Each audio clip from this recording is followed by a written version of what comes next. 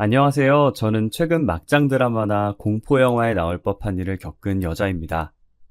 제가 살면서 남자를 많이 만나본 건 아니지만 그렇다고 적게 만난 것도 아니에요. 여러 남자들을 만나며 연애와 이별을 반복하다 보니 결혼을 굳이 꼭 해야 하나 싶은 생각이 들더라고요. 어른들이 보통 남자를 만날 때 그놈이 그놈이라는 말 많이 하시잖아요. 그 말처럼 연애를 해보니 다 그놈이 그놈같이 똑같게 느껴져서 점점 결혼 생각이 없어지더라고요. 그런데 그런 생각을 꺾게 만든 게 남편이었어요. 저희 남편을 만나면서 참 특이한 사람이다, 같이 살면 재밌겠다라는 생각을 하다가 어느새 결혼까지 하게 되었네요. 남편은 제게 고백했던 것도 보통의 고백과는 많이 달랐어요. 소연 씨, 저 오늘 아니면 이 말 영원히 못할 것 같아서요. 무슨 말인데요? 도대체 무슨 말이길래 표정이 심각해요? 데이트를 마치고 집으로 가는 길에 남편이 제 손목을 잡고 돌려 세우더니 뜸을 들이고 머뭇거리는 거예요. 저는 드디어 남편이 제게 고백한다는 생각에 마음이 들떠 있었어요.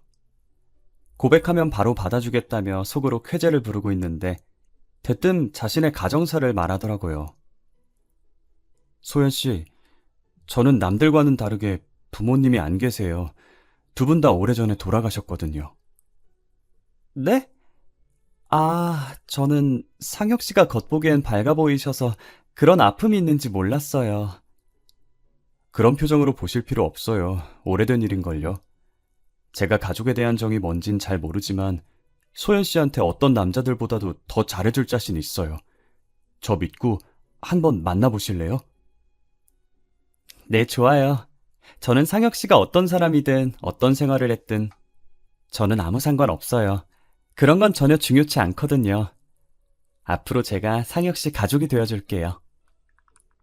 부모님이 오래전에 돌아가셨다고 고백하는 남편에게 해줄 것이 없어서 가만히 안아주었어요. 솔직히 두 분 다 안 계시다는 말에 조금 놀란 건 사실이에요. 하지만 당사자 앞에서 그걸 티내면 남편이 기분 나빠할 것 같아 속으로만 놀랬었죠. 오히려 충격 고백에 남편은 정말 진솔한 사람이었고 저를 진심으로 사랑한다는 걸 느꼈어요. 본인의 약점까지 전부 드러낼 정도로 저를 많이 믿는 것 같아 더 좋아해버렸죠. 보통 저희 나이가 되면 이제 결혼까지 보고 연애를 할 텐데 부모님이 안 계시다고 하면 망설이는 사람들이 간혹 있잖아요. 당사자들은 상관없겠지만 부모님들이 옛날 분이시라 부모 없는 사람과의 결혼을 안 좋아할 수도 있으니까요. 저희 부모님은 옛날 분이신 것 치고는 나름 신세대 마인드이신 편이지만 아직까지도 고지식하신 면이 없지 않아 있으세요. 분명 결혼을 한다고 하면 부모님이 안 계시다는 이유로 반대를 하실 거라 예상되는데 저는 부모님을 꺾을 자신이 있었어요. 남편은 당시 조그만 원룸에서 살고 있었어요. 혼자 사는 남편이 안쓰럽기도 하고 외로워 보이기도 해서 매일 자취방에 찾아갔고 항상 양손 가득 음식을 들고 갔어요. 짠! 나 기다렸지? 오늘도 반찬 양껏 가지고 왔어. 오빠 계란말이 좋아하잖아. 계란말이 많이 먹으라고 한 통 가득 가지고 왔어. 안 그래도 된다니까 매번 미안하게. 고마워. 소연이 너 때문에 내가 사는 것 같아. 너 없었으면 진짜 어쩔 뻔했어. 그러게. 오빠 나 없었으면 어쩔 뻔했어? 이거 다 먹으면 말해. 미안해서 또 말 안 하고 그러지 마. 내가 좋아해서 하는 거니까 미안할 필요 없어.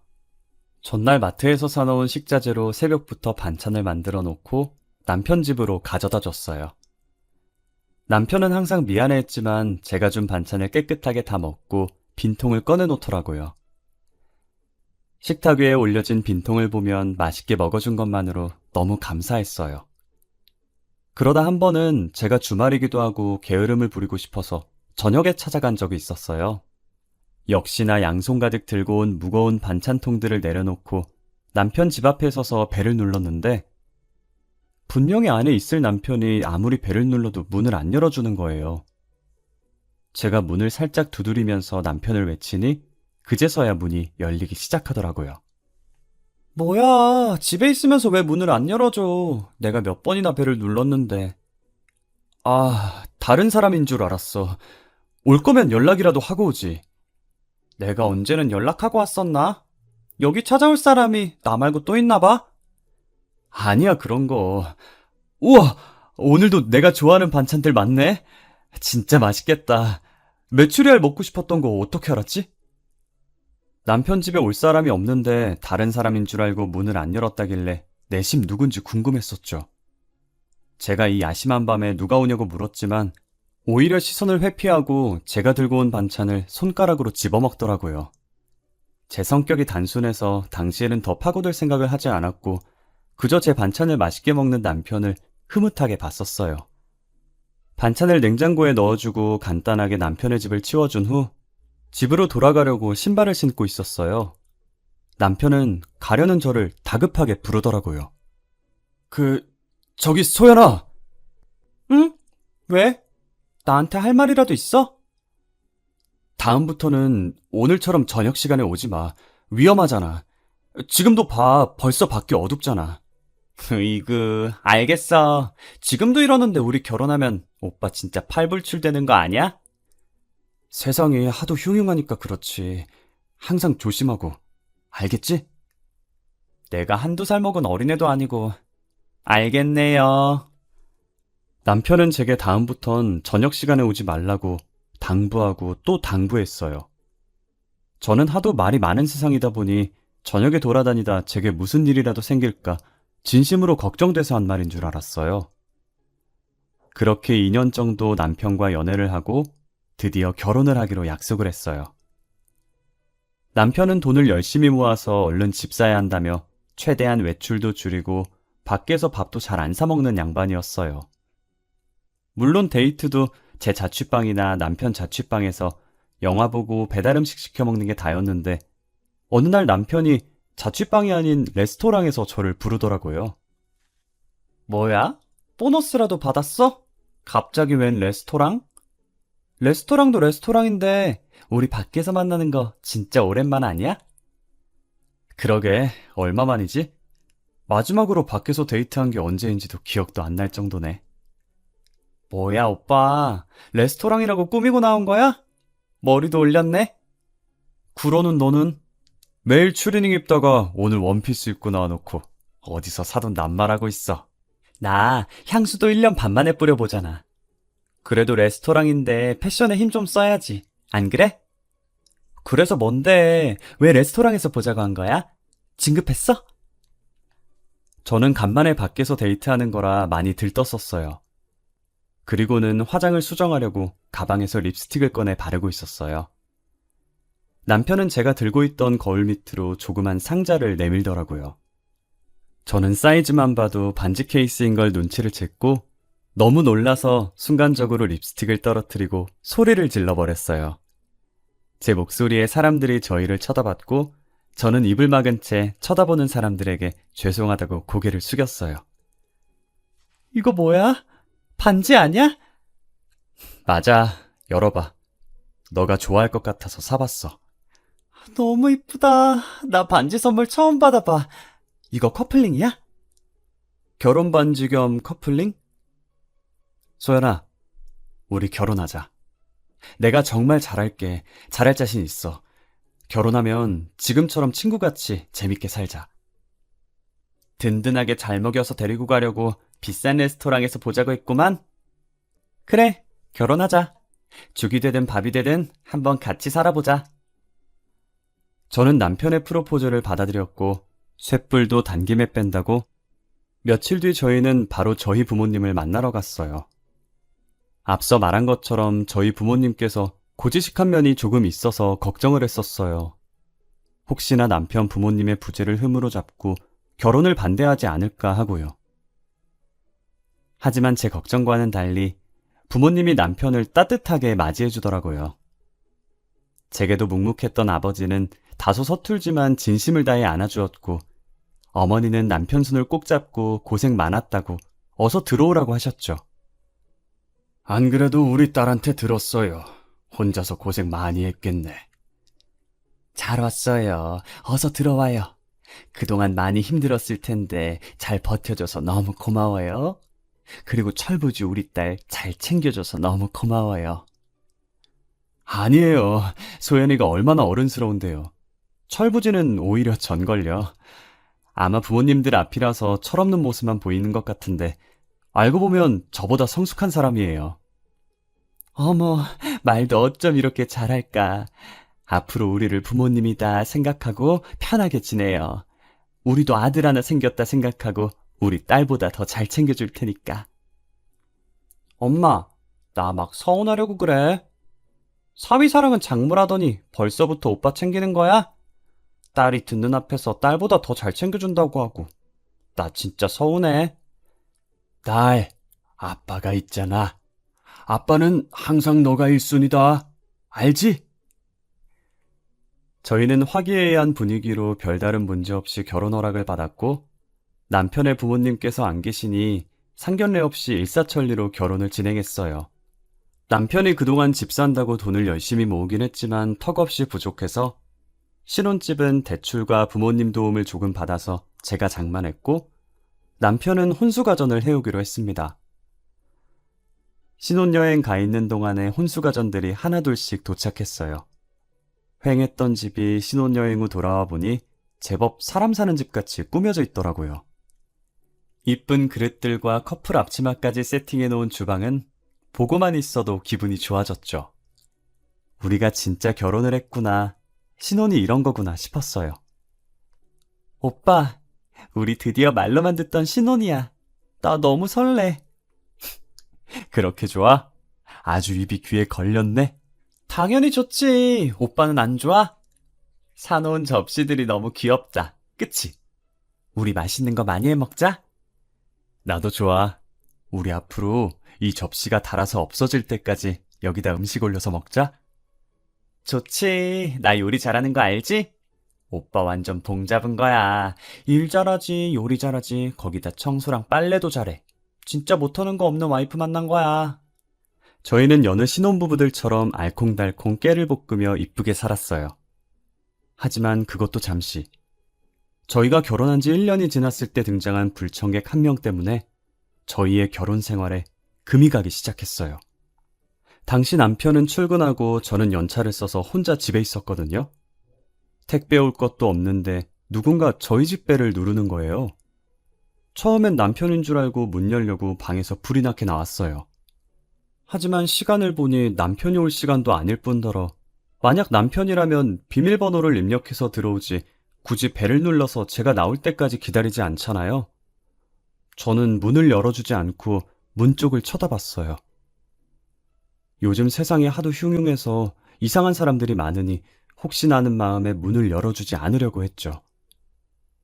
벨이 2번 정도 더 울렸지만 문을 열어주지 않았고 얼마 지나지 않아서 문 두드리는 소리가 들리더니 간간히 남편 이름을 부르는 목소리가 들리더라고요. 아무래도 남편이랑 아는 사람인 것 같아서 문을 열어줬어요. 제가 문을 열었더니 바로 앞에 할머니 한 분이 서 있더라고요. 상자 접어둔 게 몇 개 담긴 리어카까지 끌고 온 게 아무래도 폐지를 줍는 할머니 같았어요. 무슨 인연인지는 모르겠지만 남편과 안면이 있는 할머니인가 싶었어요. 아, 못 보던 아가씨네. 그 짝이 우리 상혁이 신보인가? 네, 그런데요.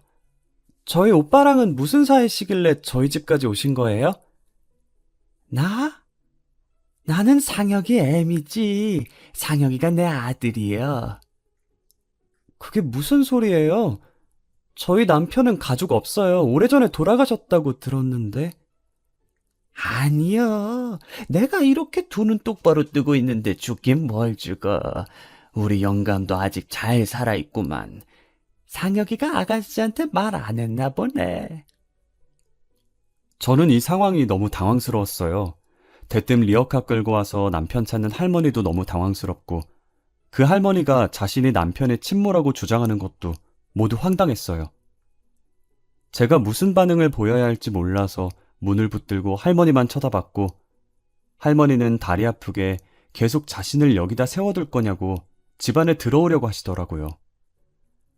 때마침 남편이 퇴근을 해서 집으로 들어오고 있었고 문 앞에 서 있는 저와 할머니를 보고 당황스러운 듯 보다가 저희 쪽으로 뛰어왔어요. 지금 여기서 뭐 하시는 거예요? 왜 여기까지 찾아왔어요? 이 정도 했으면 된 거 아니에요? 제가 이만큼 피해 다녔으면 제발 그만하고 가세요. 상혁아, 이 애미 한 번만 살려다오. 내가 얼마나 급하면 여기까지 찾아왔겠냐. 오죽 급했으면 이러겠냐고. 제발 애미 한 번만 살려주면 안 되겠어? 남편은 자신에게 매달리는 할머니를 매정하게 내쫓았고 그대로 현관문을 닫아버렸어요. 갑자기 벌어진 일에 놀라서 다시 문을 열려고 하는데 남편이 제 앞을 막더라고요. 뭐 하는 거야, 오빠? 오빠 친어머니라고 하던데 그렇게 내쫓으면 어떡해? 누가 내 어머니야? 내 어머니 아니야. 내가 전에 말했잖아. 부모님 돌아가셨다고. 미친 사람이니까 저 사람 말 들을 필요 없어. 처음 보는 남편의 단호한 표정에 기가 눌려서 저는 아무 말도 할 수 없었어요. 남편이 연애를 할 때부터 지금까지 제게 한 번도 화낸 적 없던 터라 그날은 아무 말 없이 하루 종일 남편 눈치만 봤어요. 다음 날 주말이었고 남편이 친구를 만나러 가고 없을 때 할머니가 다시 찾아왔더라고요. 저는 문 앞에서 왔다 갔다 하며 열어줄까 말까 한참을 고민했어요.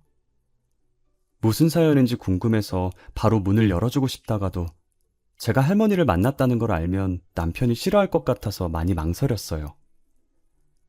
하필 제가 궁금한 건 못 참는 성격이라 두 눈 꼭 감고 문을 열어버렸어요.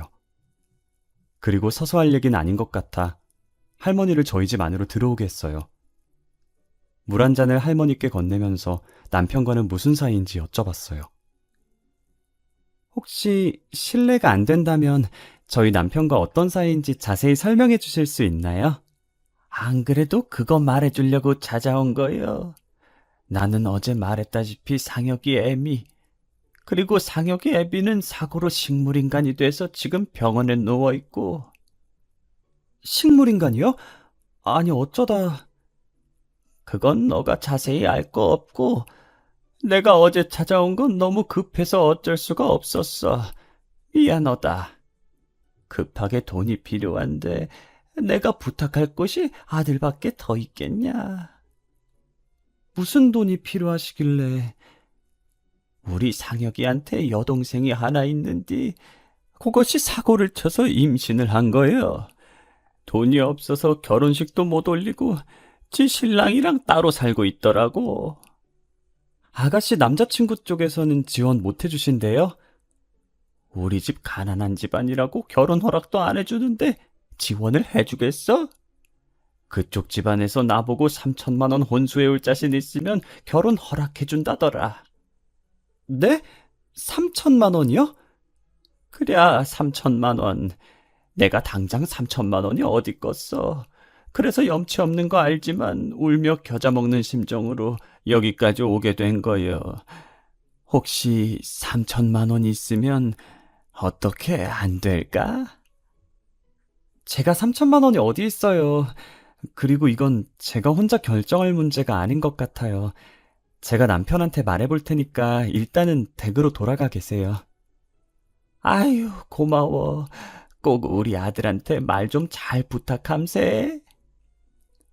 저는 초면에 3천만 원 드리기도 못하고 3천만 원이 결코 적은 액수는 아니니 혼자서 결정할 문제가 아닌 것 같아서 일단 시어머니라고 주장하는 할머니를 돌려보냈어요. 남편은 할머니가 다시 찾아왔었다는 제 문자에 친구랑 놀다가 불이 나게 집으로 달려왔더라고요. 얼마나 뛰었던지 숨 넘어갈 듯이 헐떡거리면서 들어왔어요. 남편 이마에 맺힌 땀을 닦아주면서 할머니에게 들은 얘기를 남편에게 해줬어요. 아무 말 없이 고개만 끄덕이며 제 말을 듣다가 한숨을 내쉬더라고요. 사실 그 사람 친어머니 맞아. 내가 어릴 때 가난했었거든. 지금도 가난하고. 20살이 되던 해에 새 인생 살고 싶어서 부모님과 연 끊고 집에서 도망쳐 나왔었어. 그랬구나. 아버님은 지금 식물인간이라고 하시던데. 나도 어머니한테 들은 건데 아버지가 사고 나서 식물인간이 되셨더라고. 내가 집 나온 뒤로 어머니가 찾아와서 말씀하신 거라 무슨 사고가 났는지는 잘 몰라. 그러면 오빠가 없을 때 사고 나신 거네. 어떡해. 내가 결혼 전에 너한테 저녁 시간에는 찾아오지 말라고 했었던 거 기억나? 기억나지. 나 그 뒤로 저녁 시간엔 안 갔었잖아.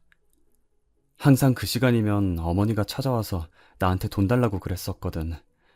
아버지 병원비가 만만치 않다면서. 혹시나 너랑 마주칠까봐 저녁에 오지 말라고 했던 거야. 신혼집 구할 때도 자취방이랑 멀리 떨어진 곳 구하자고 하더니 이게 다 어머님 때문이었어? 음, 미리 말 못해서 미안해. 말없이 이사 가면 못 찾을 줄 알았는데 이렇게 찾아올 줄은 몰랐어. 내가 어느 회사 다니는지 아니까 퇴근 시간에 와서 나를 미행하신 것 같아. 시어머니는 결혼 전에 남편한테 돈 달라고 계속 찾아왔었다고 하더라고요.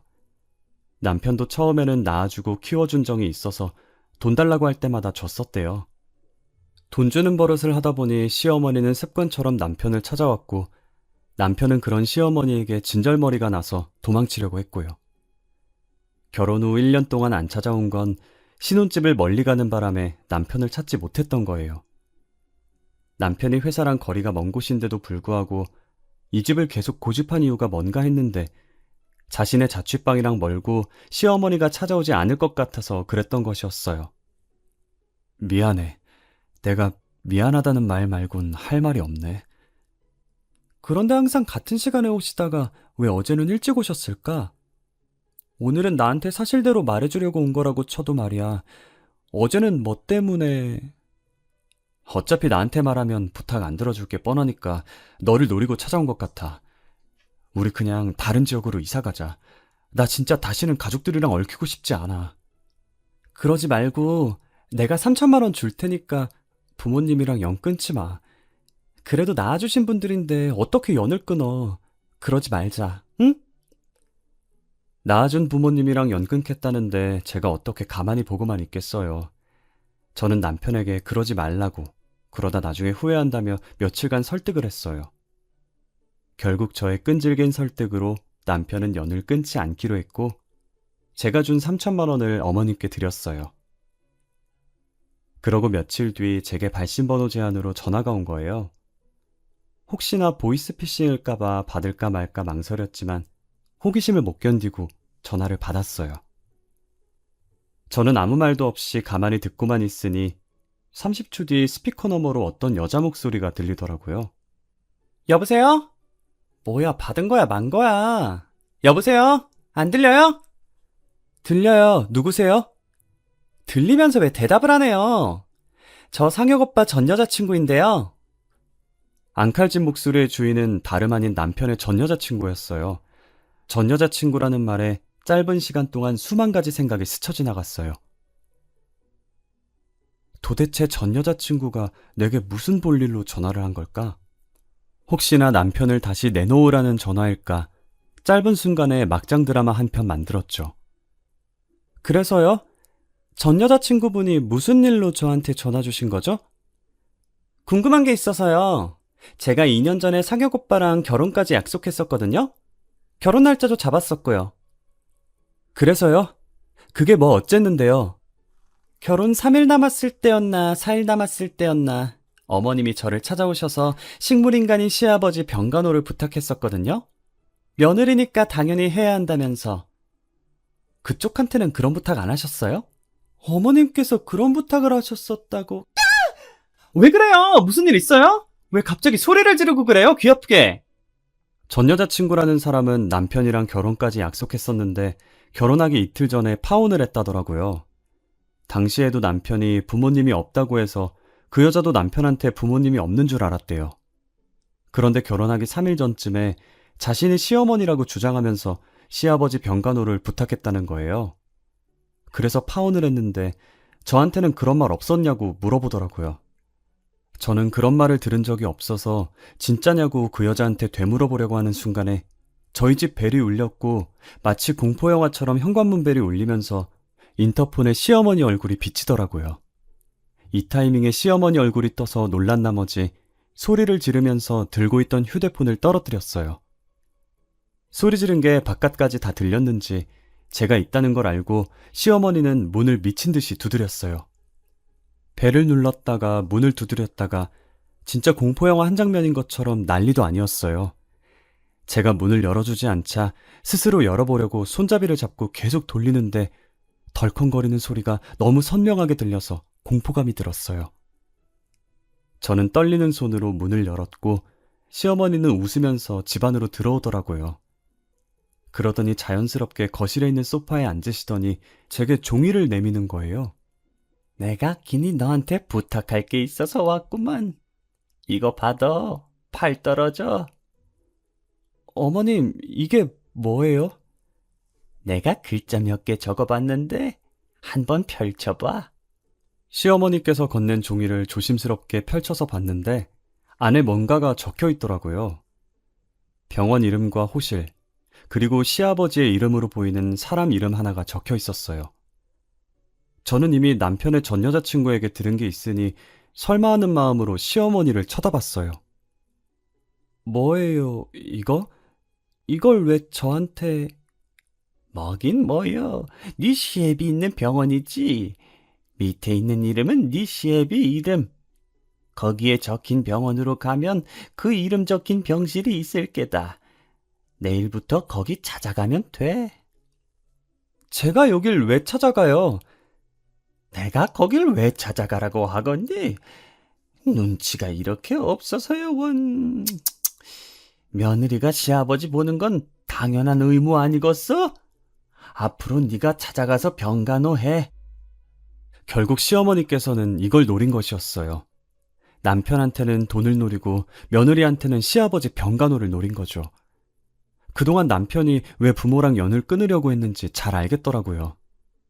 저는 병원이 적힌 종이를 찢어서 시어머니 얼굴에 던졌어요. 이것이 지금 뭐 하는 거요? 이게 어디서 배워먹은 버르장머리냔 말이요? 저 내일 당장 변호사 찾아가서 이혼 절차 밟을 거예요. 이혼하면 더 이상 며느리 아니죠? 저는 며느리가 아니라서 병간호할 수 없으니 어머님이나 실컷 하세요. 이게 지금 뭐라고 하는겨? 그리고 여긴 제 집이니까 나가주시겠어요? 남이 저희 집에 있는 거 굉장히 불쾌하네요. 저는 이제 이혼할 거라고 더 이상 며느리 아니니 시아버지 병간호를 할 수 없다며 시어머니를 집에서 내쫓았어요. 그리고 퇴근하고 들어온 남편에게 시어머니와 있었던 일을 이야기했고 이혼을 하자고 했어요. 우리 이혼하자. 오빠가 좋은 사람인 거 너무 잘 알아. 하지만 어머님이 살아계신 한 우리가 아무리 이사를 가도 어떻게든 찾아서 쫓아오실 뿐이야. 나는 어머니 감당 못하겠어.